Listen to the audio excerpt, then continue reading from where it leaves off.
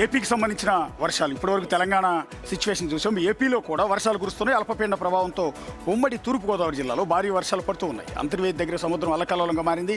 సముద్రం ముందుకు దూసుకొస్తుంది. దాదాపు 200 మీటర్ల మేర సముద్రం కోతకు గురైంది. కాకినాడ దగ్గర ఉప్పాడ తీరం కూడా భీకరంగా మారింది. సముద్రం ఆటుపోట్లతో స్థానికులు వణికిపోతున్నారు. మత్స్యకారులు వేటకి వెళ్లొద్దని హెచ్చరికలు జారీ చేశారు అధికారులు. రాజమండ్రి శివశంకర్ని ఒకసారి లైవ్లోకి తీసుకుందాం. శివశంకర్, ప్రజలకు ఏమైనా ఇబ్బంది అవుతుందో ఫస్ట్ ఆఫ్ ఆల్ మనం డిస్కస్ చేయాల్సింది. వర్షాలు కావాలి కదా. ఎస్ అశోక్, చూసుకున్నట్లయితే వర్షాలు ఒక మోస్తరు నుంచి భారీ వర్షాలు కొన్ని ప్రాంతాల్లో కురుస్తున్నాయి. ఉమ్మడి జిల్లా వ్యాప్తంగా కూడా మొత్తం వర్షాలు కురుస్తూనే ఉన్నాయి. అయితే పూర్తి స్థాయిలో చూసుకున్నట్లయితే ఇక్కడ సముద్రం అనేది అల్లకల్లోలంగా మారడం అయితే తీవ్రంగా ప్రజల్ని ఇబ్బంది పెట్టే విషయం అని చెప్పుకోవాలి. ఎందుకంటే ఇప్పటికే కోనపాపేట కావచ్చు, ఉప్పాడ కావచ్చు, మూలపేట కావచ్చు, ఈ తీర ప్రాంతం అంతా కూడా ఎప్పుడు తుఫాను వచ్చినా కూడా ఆ ప్రాంతం అంతా కూడా వణికిపోతుంటుంది. ఎందుకంటే సాధారణంగా తుఫాను ఏర్పడిందంటే 1 లేదా 2 ఇళ్ళు సముద్ర గర్భంలో కలిసిపోతాయి. అంతా ముందుకు వస్తుంది సముద్రం. సో ఇప్పుడు కూడా అదే సిచ్యువేషన్ వస్తుందని ఆ ప్రాంత రాష్ట్రందరూ కూడా భయంతో గతగత వణుకుతున్న పరిస్థితే కనిపిస్తుంది.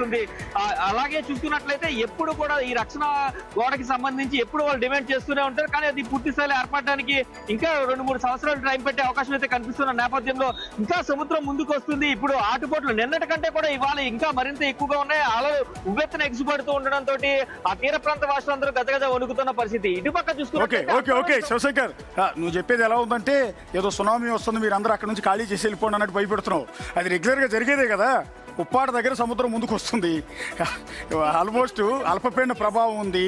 భారీ తుఫాను, సూపర్ తుఫాను, సైక్లోన్ వస్తే మనం భయపెట్టాలి. కానీ ఇలాంటి మామూలుగా సముద్రం నీకు చిన్నప్పటి నుంచి చూస్తుంటావు కదా, సముద్రం అలా ముందుకు రావటం అనేది. ఎస్, అంటే వాళ్ళు ఎప్పుడు కూడా ఇదే ప్రాబ్లమ్ ఎదుర్కొంటూ ఉంటారు అశోక్. అక్కడ ఇది ఎప్పుడు తుఫాన్ ఏర్పడినా కూడా 1 లేదా 2 ఇళ్ళు సాధారణంగా వెళ్ళిపోతూ ఉంటాయి. కాబట్టి ఎవరి వంతు వస్తుందా అని భయంతో ఉంటున్నారు అనేది అయితే నేను చెప్తున్న ప్రధాన అంశం. ఇప్పుడు కొత్తగా అంతర్వేదిలో కూడా కోతకు గురవుతుంది సముద్రం. ఇప్పటిదాకా ఎప్పుడు అంతర్వేదిలో సముద్రం కోతకు గురవడం అనేది ముందుకు రావడం అనేది సహజంగా జరుగుతూ ఉంటుంది.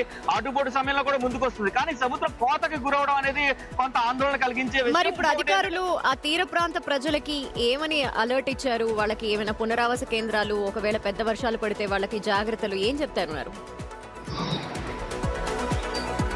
అయితే భారీ వర్షాలు కురవడం లేదు. భారీ వర్షాలు కురిసి అలలు ఇంకా పెరిగితే కనుక ఖచ్చితంగా పునరావాస కేంద్రాలకి తరలిస్తూ ఉంటారు. అక్కడ ఉండే ప్రభుత్వ స్కూల్ ఒకటి ఉంది, అక్కడికి ఎప్పుడు కూడా తీసుకెళ్తుంటారు పునరావాసానికి. అలాగే మరింత సముద్రం ఉధృతం ఇంకా పెరిగితే మాత్రం ఖచ్చితంగా ఈ రోజు మధ్యాహ్నం నుంచి అయితే పునరావాస కేంద్రాలకు తరలించే అవకాశం అయితే కనిపిస్తుంది.